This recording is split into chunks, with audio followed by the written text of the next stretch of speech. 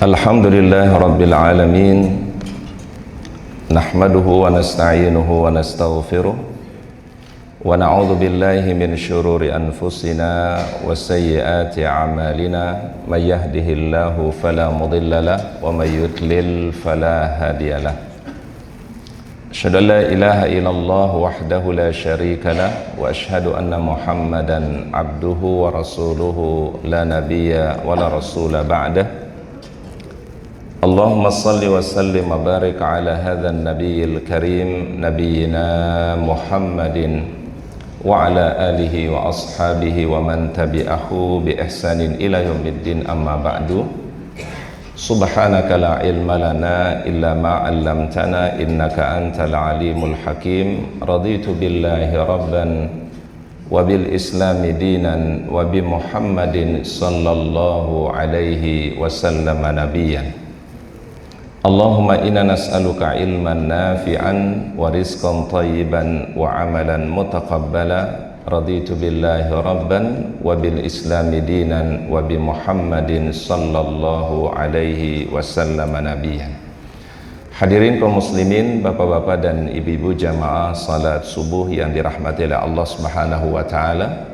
Alhamdulillah, tidak ada kalimat yang paling terbaik kecuali mari kita memanjatkan puji syukur kepada Allah Subhanahu wa taala atas segala curahan rahmatnya, karunia dan kebaikannya kepada kita semua, terutama nikmat sehat dan afiat, nikmat iman dan Islam, sehingga di pagi hari ini alhamdulillah kita bisa memenuhi panggilan Allah taala melaksanakan salat subuh secara berjamaah.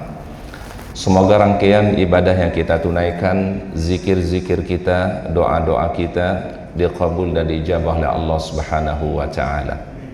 Rabbana taqabbal minna innaka antas samiul alim wa tub alaina innaka antat tawwabur rahim. Salawat dan salam mari kita sampaikan kepada uswah hasanah kita, teladan kita yang mulia, Nabi Muhammad sallallahu alaihi wasallam. Mudah-mudahan salawat dan salam kita untuk beliau kelak pada yaumul akhir kita mendapatkan syafaatul uzma. Allahumma salli wa sallim ala nabiyyina Muhammad.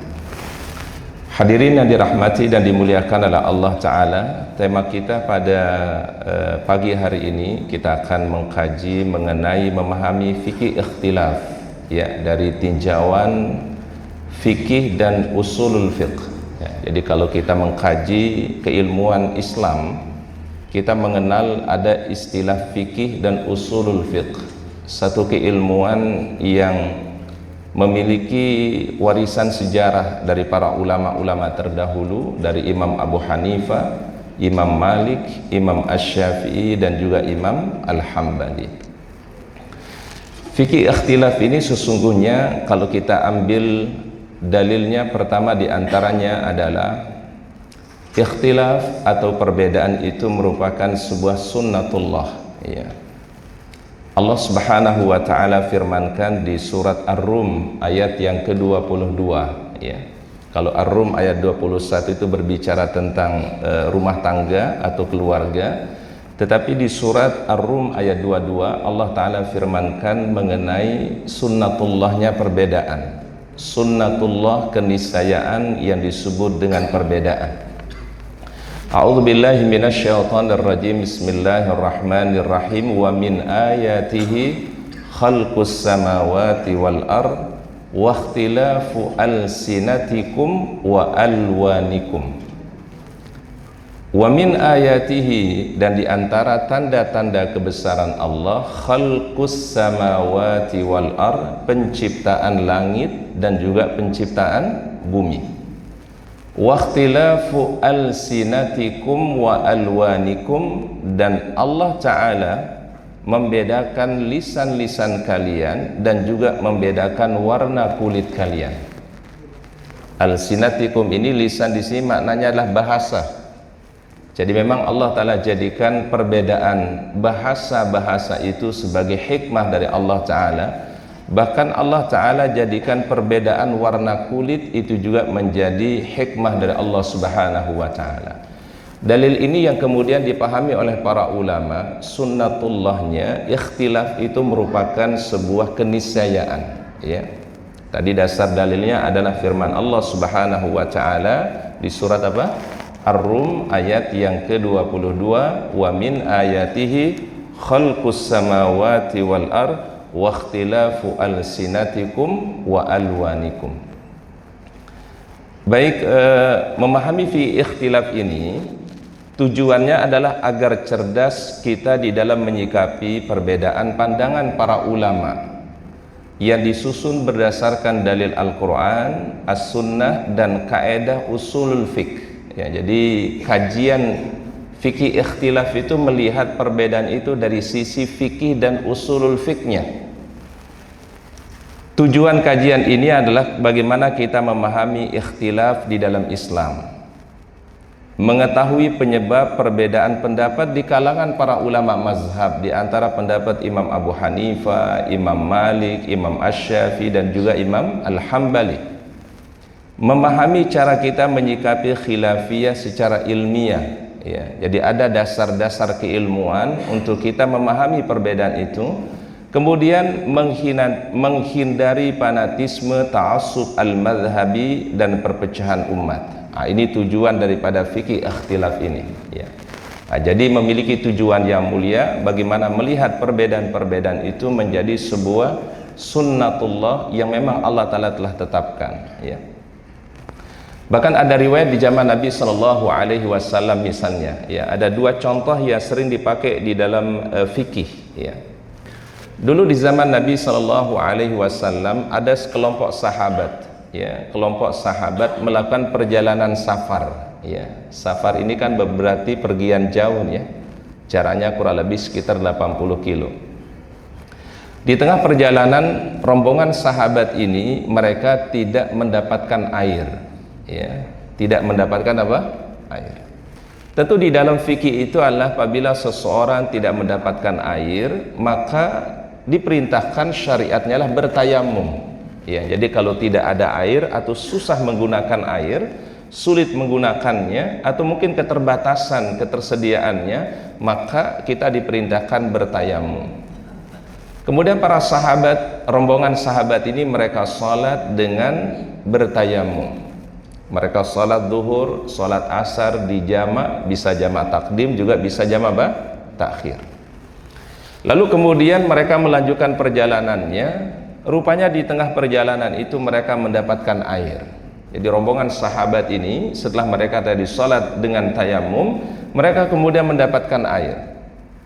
Sebagian sahabat mereka berwudu dan mengulangi sholat mereka, ya. Jadi mereka berwudu dan mereka mengulangi sholatnya.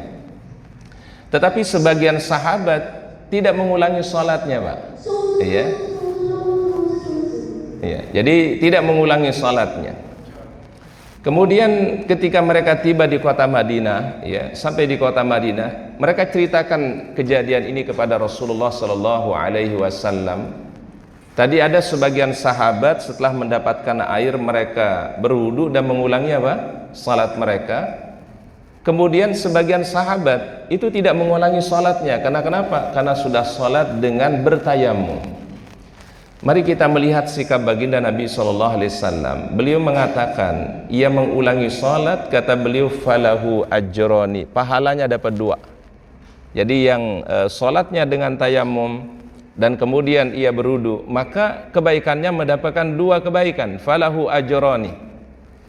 Tetapi yang tidak mengulangi salat, beliau mengatakan, laqad asabta sunnah, engkau sudah sesuai dengan sunnah Rasulullah SAW. Ini kan berarti ranahnya ijtihadiyah, fiqhiyah yang ingin dicontohkan oleh Nabi Sallallahu Alaihi Wasallam. Yang mengulangi sholatnya diberikan berapa kebaikan tadi, Pak? Dua kebaikan. Dia sholat dengan tayamum dan kemudian ia ulangi sholat dengan berwudu. Dapat dua pahala kata Nabi SAW. Tapi yang tidak mengulangi sholatnya karena sudah sholat dengan tayamum, beliau mengatakan laqad asabta sunnah, engkau sudah sesuai dengan sunnah Rasulullah Sallallahu Alaihi Wasallam. Ini di antara para sahabat, Pak, terjadi perbedaan pandangan fikih pada masa itu, ya.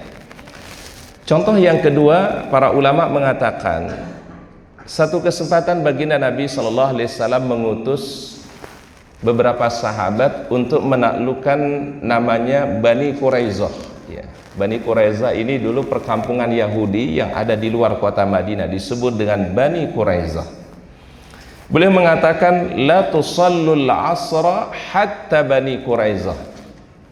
Jangan kalian sholat asar sampai di Bani Quraizah. Hatta itu artinya sampai di Bani Quraizah.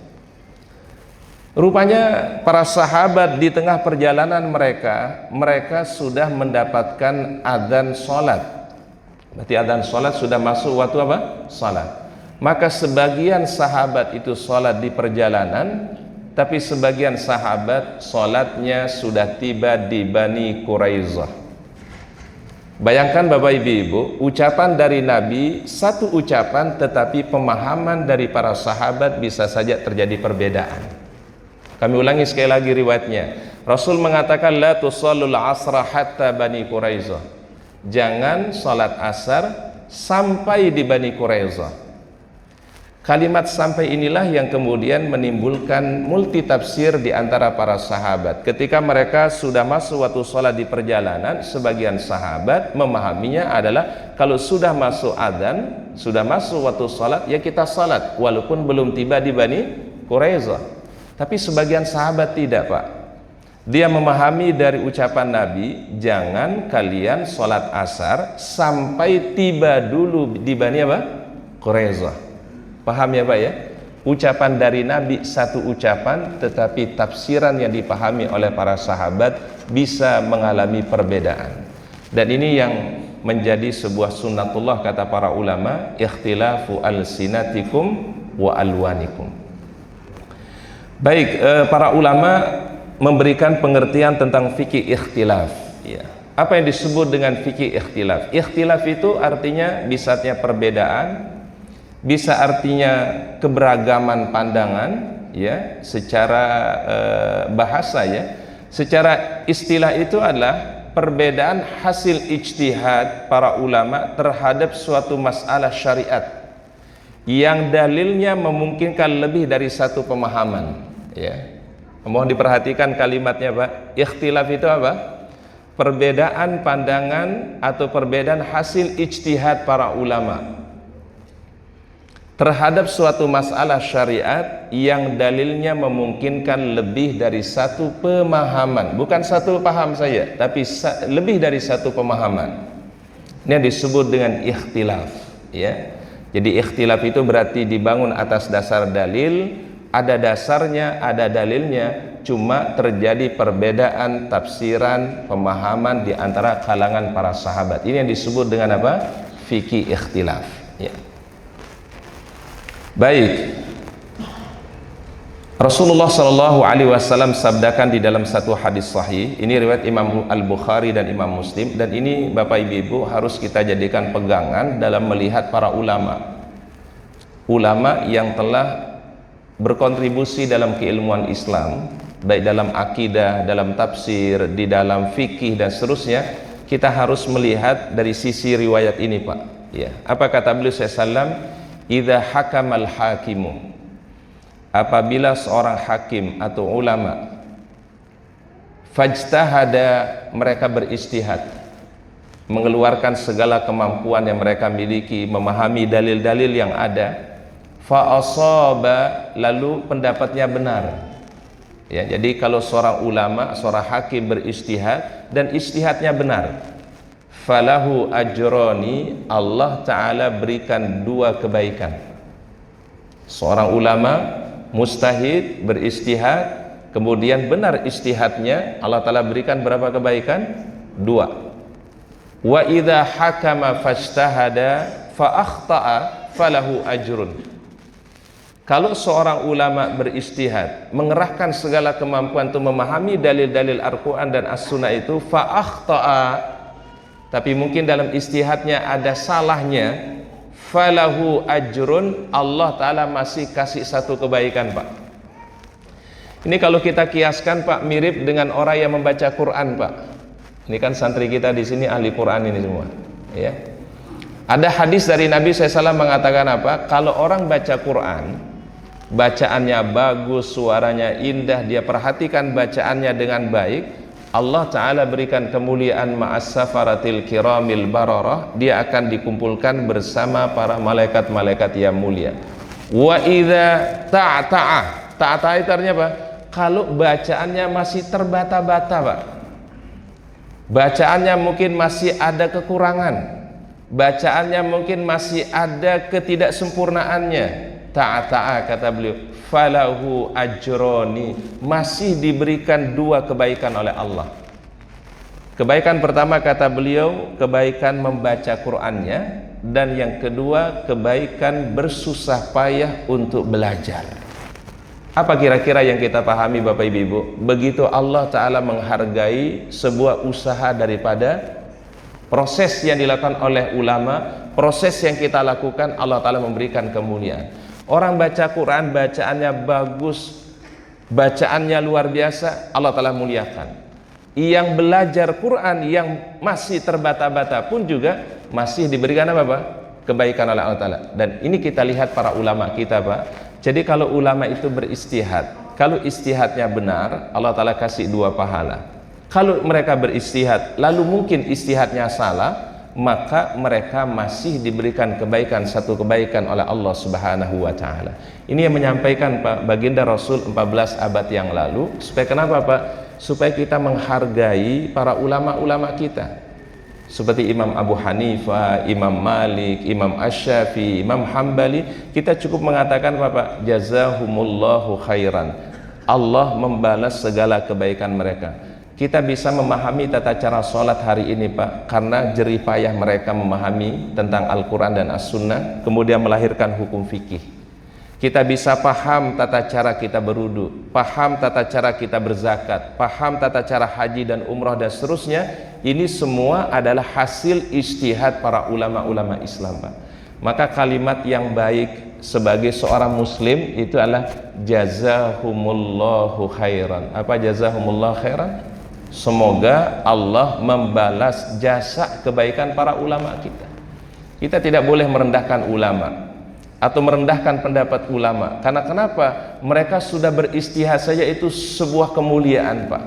Kalau istihadnya benar, sesuai dengan yang mereka pahami dan benar, Allah Ta'ala kasih dua kebaikan. Tapi kalau mungkin ternyata salah dalam beristihad, ya namanya manusia tidak sempurna, maka Allah Ta'ala masih memberikan berapa kebaikan? Satu kebaikan. Nah, di dalam perbedaan ada sunnatullah ini dalilnya juga di dalam Al-Quran di surat Hud ayat 18, ya. Walau syaa rabbuka laja'alan nasa ummatan wahidatan wa la yazaluna mukhtalifin.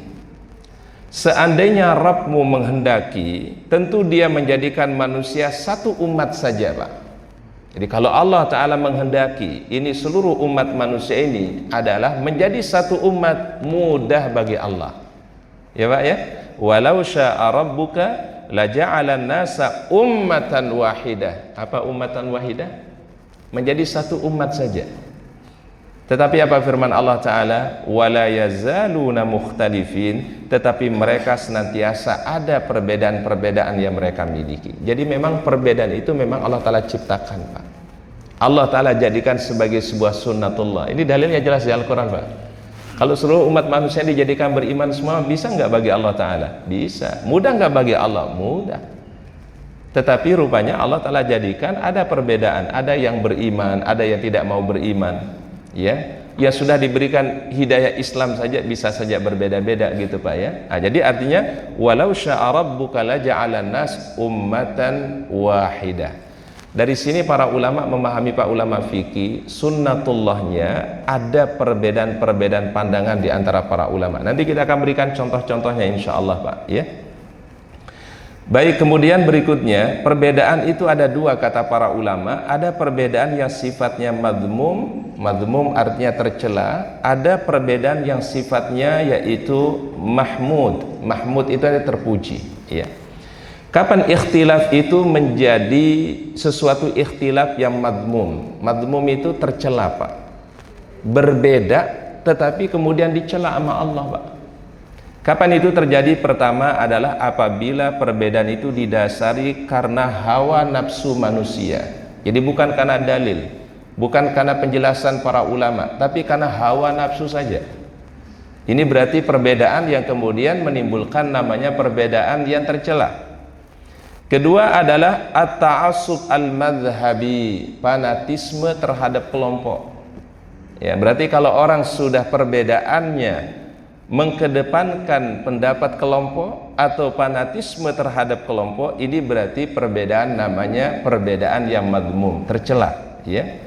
Atau perbedaan yang didasari kenapa? Menolak sebuah dalil yang dijelaskan oleh para ulama. Dia menolak dalil, gak ingin menggunakan dalil, ingin menggunakan rasio dan akalnya, ya. Kemudian yang berikutnya adalah mengikuti syubhat, ya. Syubhat ini artinya adalah pemikiran-pemikiran yang menyimpang, pemikiran-pemikiran yang liberal. Ini adalah mengikuti syubhat. Nah, jadi kalau perbedaan itu didasari hal-hal tadi ini, kata para ulama, ini disebut dengan perbedaan yang disebut madmum, ya.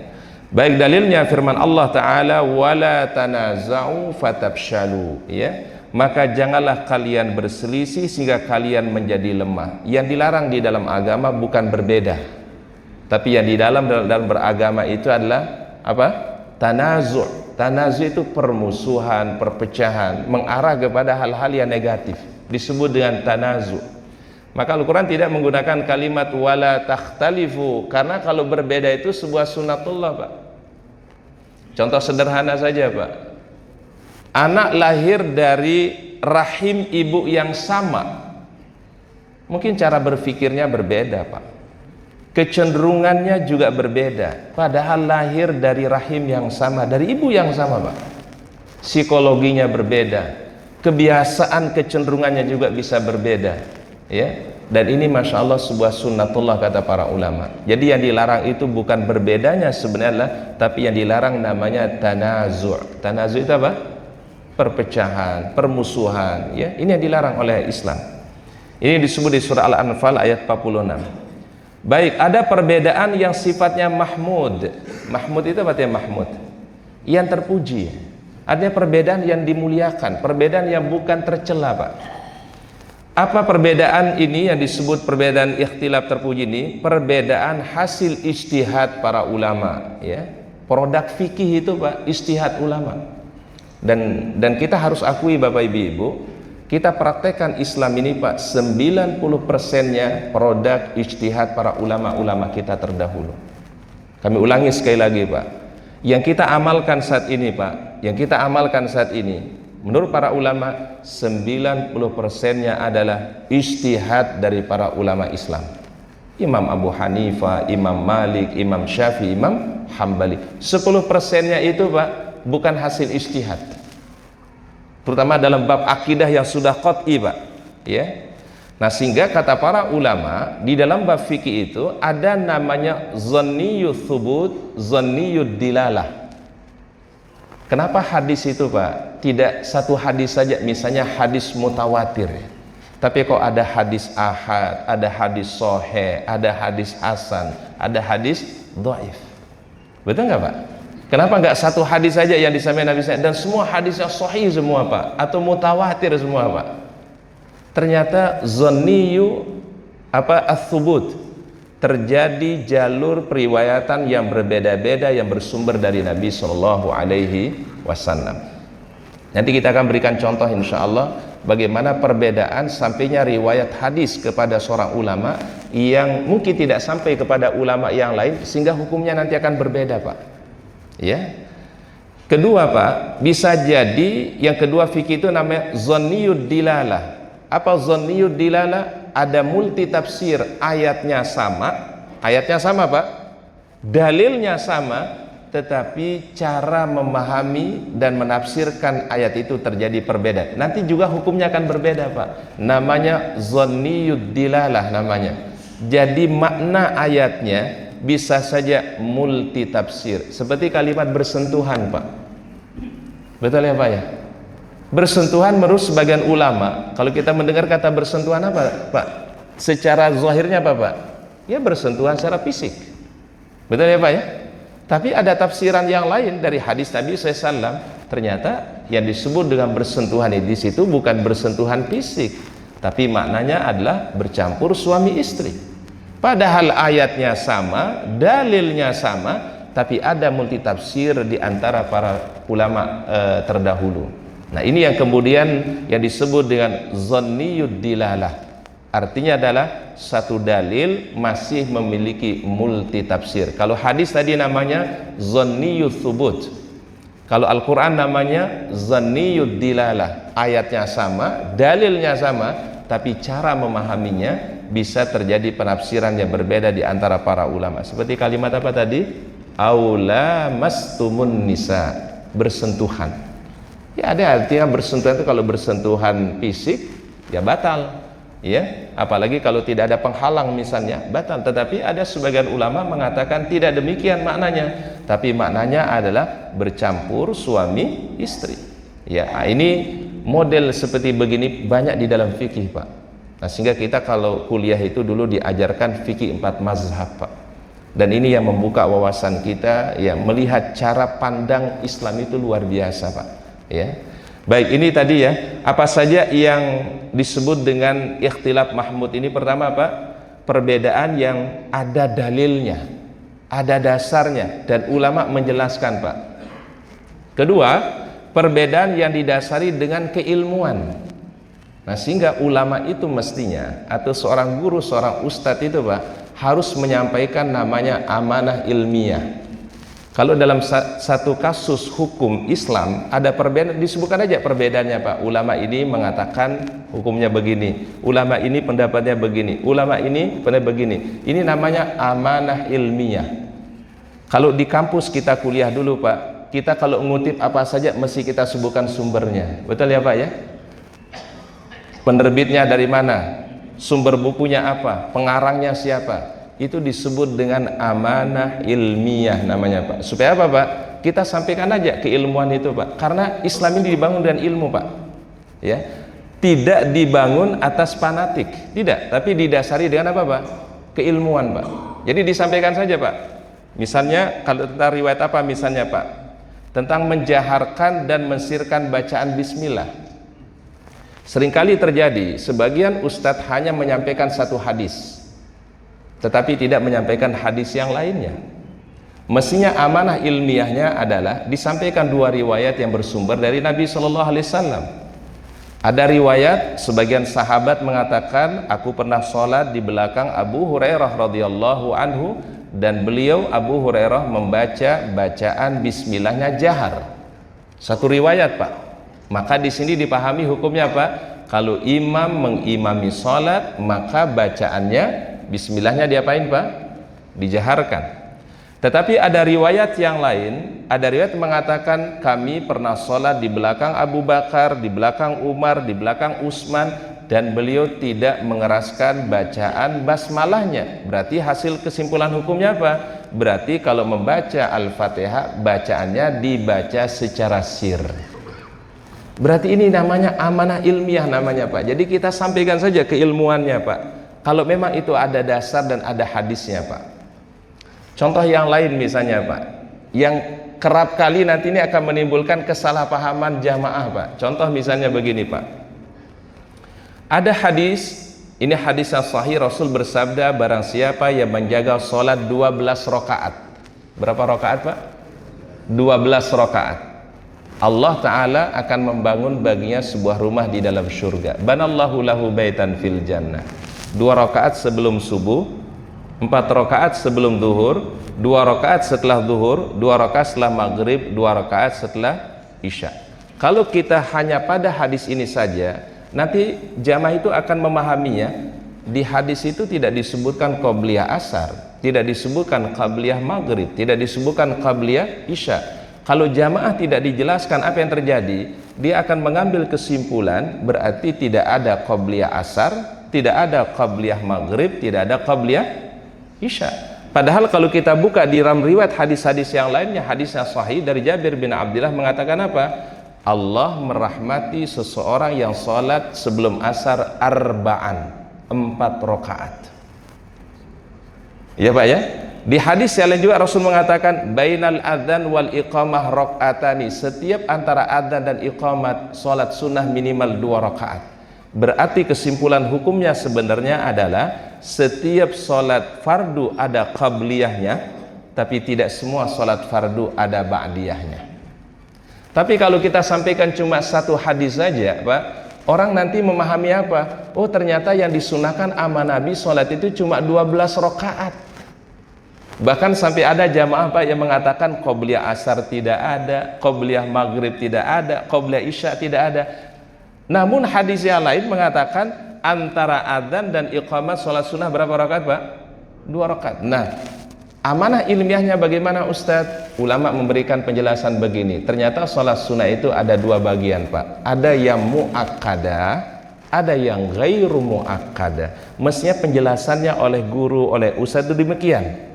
Yang mu'akkadah itu ada 12 rakaat, tapi yang ghairu mu'akkadah ada sunnahnya tapi Rasul tidak merutinkannya, qobliyah asar, qobliyah maghrib, dan qobliyah isya. Ini namanya amanah ilmiah, harus didasari dengan keilmuan, Pak, sehingga jamaah tidak memahaminya parsial. Apa parsial itu, Pak? Memahami apa? Secara sebagian, sepotong-potong. Dan ini seringkali kami ditanya dalam bab fikih, Ustadz katanya tidak ada qobliyah asar, tidak ada qobliyah maghrib, tidak ada qobliyah isya. Ustadz langsung memahami apa? Karena dia pakai hadis yang hanya 12 rakaat. Padahal hadis-hadis yang lain banyak tentang sunnah sebelum sholat fardu, Pak. Di antaranya hadis sahihnya, Pak, antara azan dan iqamat sholat 2 rakaat. Berarti yang kita pahami apa, Pak? Semua sholat fardu memiliki apa? Qabliyah. Ya, Pak, ya. Maka kesimpulan hukumnya nanti dalam bab fikih kita, Pak, semua sholat fardu punya qabliyah, tapi tidak semua sholat fardu punya apa? Ba'diyah. Maka tidak ada sholat yang tidak punya ba'diyah, Pak? Ada. Ba'diyah asar nggak ada, ba'diyah subuh nggak ada, Pak.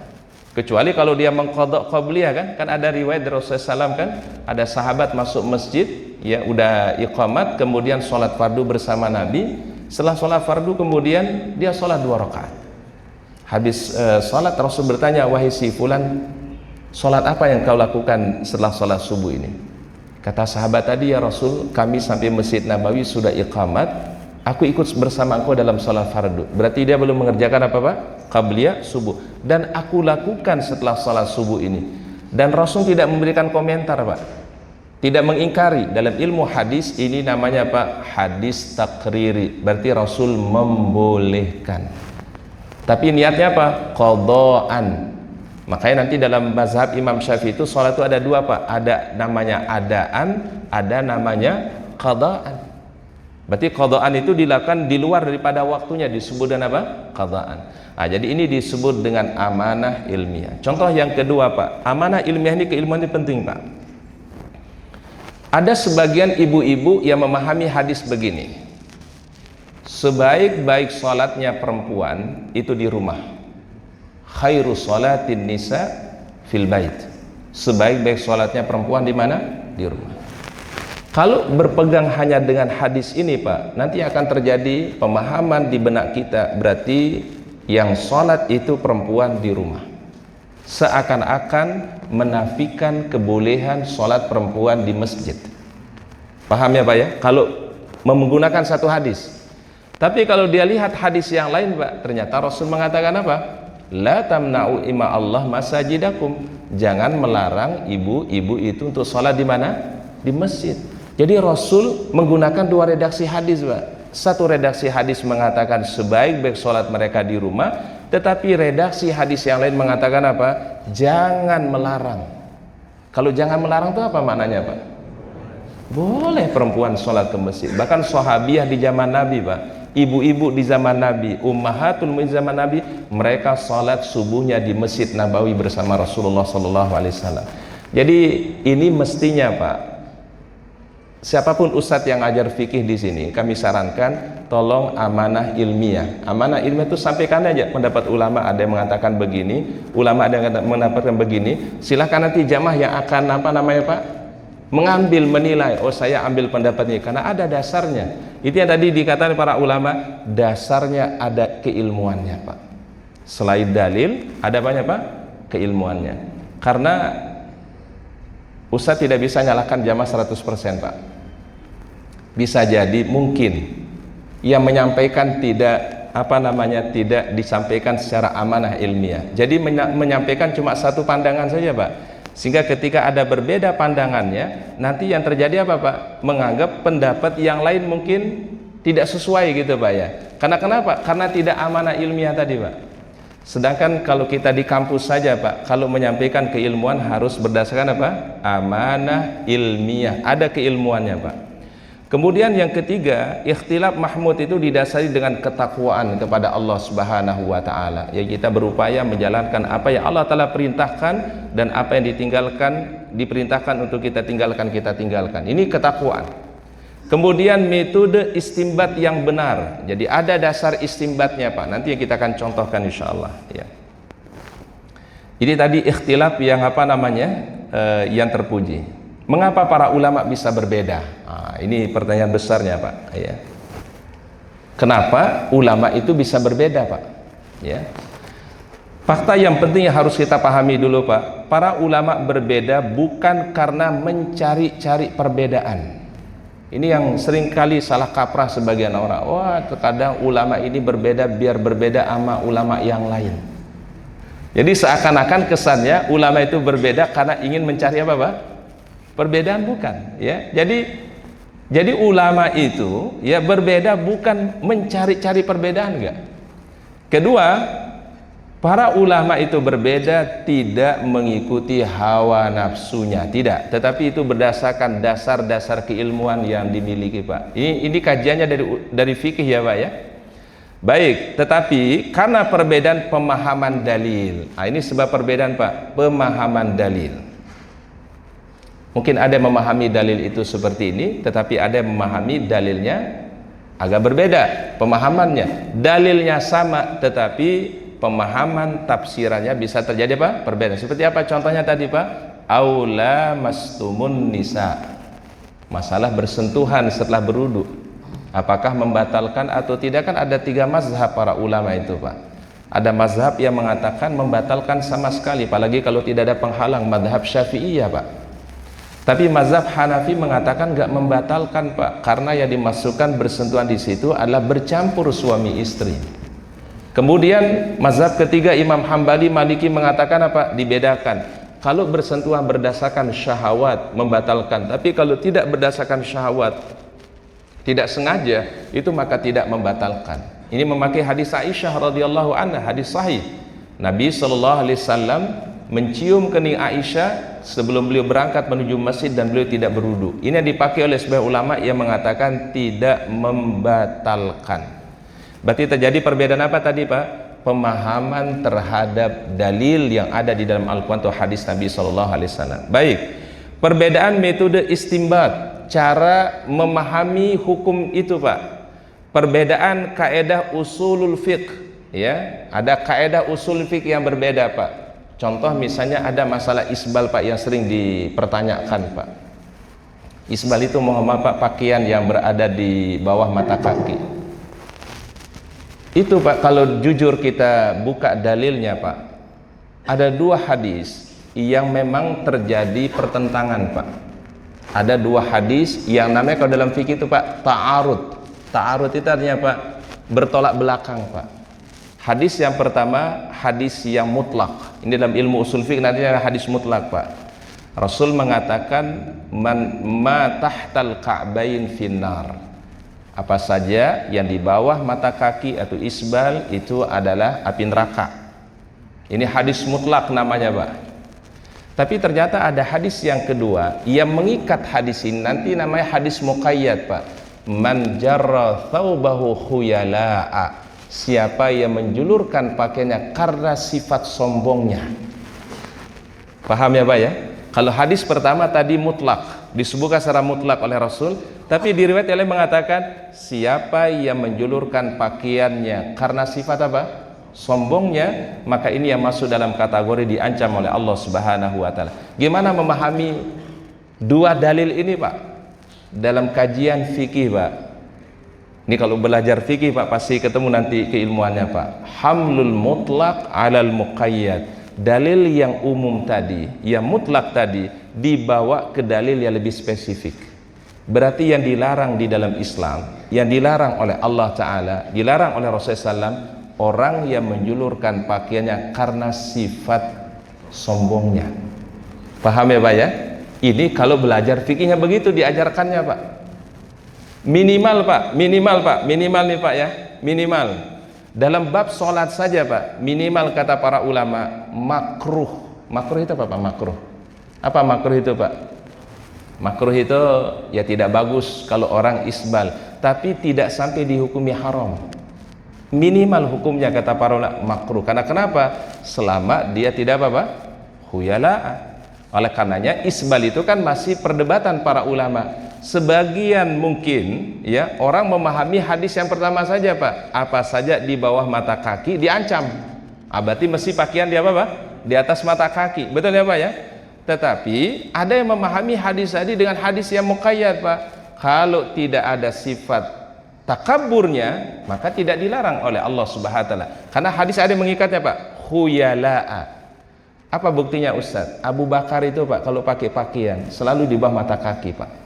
Sayyidina Abu Bakar sahabat terbaik Pak, kalau pakai pakaian tuh di bawah mata kaki Pak. Apakah kita berani mengatakan Abu Bakar itu finnar Pak? Tentu nggak berani kita Pak. Berarti kan hadis ini namanya muqayyad. Muqayyad itu artinya Pak, diikat dengan syarat Pak. Contoh sederhana aja Pak, imam-imam Masjidil Haram, Masjid Nabawi, kalau bapak-bapak perhatikan, ibu-ibu perhatikan, rata-rata jubahnya, pakaiannya bukan hanya di bawah mata kaki Pak, sampai nyapu apa namanya itu Pak, lantai Pak. Jadi artinya Pak, dalam masalah isbal ini masalah ikhtilaf, bukan masalah akidah Pak. Artinya begini Pak, kalau ada saudara kita mungkin isbal atau tidak isbal, itu bukan mengeluarkan dia dari Islam. Ini berarti ranahnya masih ranahnya apa Pak? Ranahnya fikih ijtihadiyah. Nah, yang jadi problemnya itu apa Ustadz? Yang jadi problemnya seringkali perbedaan fikih itu dimasukkan karena akidah. Seakan-akan itu perbedaan apa Pak? Akidah. Padahal itu ranahnya ranah apa Pak? Ijtihadiyah fiqhiyah. Kalau babnya akidah kan rukun Islam, rukun apa Pak? Iman. Itu udah babnya akidah itu Pak. Kalau sudah yang kaitannya dengan apa namanya bab keimanan itu baru bab akidah. Tapi kalau masih dalam tataran ijtihadiyah, itu membuka peluang ada perbedaan-perbedaan pandangan di antara para ulama. Ini cara memahami hukum dari segi fikih ya Pak ya. Tapi kita menghormati, silahkan Ustadz saya memilih tidak isbal, boleh silahkan kita hormati Pak. Kalau ada saudara kita yang mungkin pakainya di atas mata kaki, kita apa namanya hormati. Tetapi juga mungkin ada yang pakai di bawah mata kaki, juga kita hargai, mungkin dia punya dasar hukum tadi karena dia pakai ini keilmuan ini Pak, namanya hamlul mutlaq alal muqayyad. Kalau ada hadis yang umum, ada hadis yang lebih spesifik, maka yang dibawa hadis yang apa Pak? Kepada yang spesifik tadi. Berarti ada syaratnya. Yang dilarang itu berarti sifat apanya Pak? Khuyala'a. Dan ini berlaku sebenarnya Pak, mohon maaf ya, orang kalau enggak pakaian yang enggak isbal pun juga kalau khuyala tetap dilarang Pak. Betul ya Pak? Misal ada orang yang celana di atas mata kaki misalnya Pak, tapi kalau khuyala juga dilarang juga Pak. Berarti syarat dilarangnya itu apa Pak? Sebab dilarangnya Pak, ilatnya apa? Ilatnya karena apa? Kesombongan berarti Pak. Bukan pada masalah sekedar pakaian di bawah mata kaki atau di atas, enggak Pak. Ya. Baik, ini cara memahami dalilnya. Baik, apa sebab ikhtilaf? Mari kita lihat apa saja sebab ikhtilaf para ulama itu Pak. Sebab yang pertama Pak, ternyata perbedaan sampainya hadis. Sebagian ulama menerima hadis, tetapi sebagian mulai mungkin tidak sampai hadis kepada mereka. Dan ini wajar Pak. Di zaman Abu Hanifah itu tinggalnya di Irak Pak, di Baghdad. Imam Maliki tinggalnya di Madinah. Imam Syafi'i tinggalnya di Mesir. Imam Hambali tinggalnya di Suriah Pak. Coba Pak, Imam Abu Hanifah tinggalnya di mana Pak? Baghdad. Baghdad itu mana Pak? Irak. Imam Maliki tinggalnya di mana? Kota Madinah. Imam Syafi'i di mana? Mesir.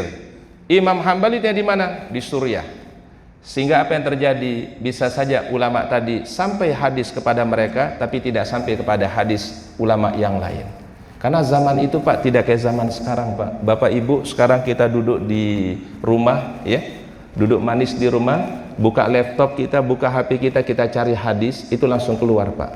Bapak mau cari hadis apa saja, dengan alat kecil ini Pak bisa membuka ribuan hadis Pak. Di zaman dahulu tidak ada yang kebayang begitu Pak.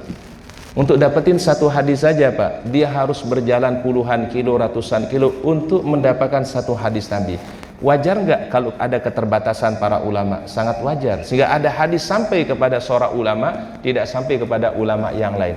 Jadi cara berpikirnya kita lihat realita pada zaman itu ya Pak ya. Realita di zaman itu Pak.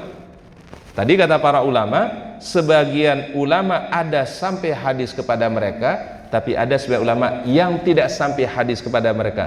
Pertama adalah jarak yang begitu jauh Pak. Abu Hanifah tinggal di mana tadi Pak? Baghdad, di Irak. Imam Maliki tinggal di mana? Di Madinah. Imam Syafi'i tinggal di mana? Mesir. Imam Hambali, Ahmad bin Hanbal tinggal di mana? Di Suriah.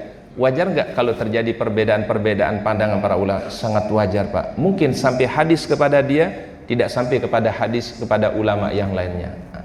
Imam Maliki tidak mengerti sebagian hadis yang diketahui oleh Imam Syafi'i. Jadi Imam Malik ini padahal adalah seorang guru daripada Imam Syafi'i, tetapi juga ada yang sampai hadis kepada beliau tidak sampai kepada Imam Syafi'i. Imam Syafi'i mengerti hadis yang belum sampai kepada Imam Abu Hanifah. Mungkin Imam Syafi'i tahu hadisnya, tapi mungkin hadis tidak sampai kepada Imam Abu Hanifah. Jadi wajar kalau terjadi perbedaan pandangan di antara para ulama. Hasil hukumnya pun juga nanti berbeda. Kalau hadis sampai kepada ulama, tidak sampai kepada ulama yang lain, dia akan berdasarkan apa yang dia pahami Pak. Maka hukumnya pun juga akan berbeda. Nanti kita akan contohkan Pak. Ini mungkin yang paling sering terjadi Pak. Sebab yang kedua ikhtilaf itu adalah karena menilai kesohihan hadis.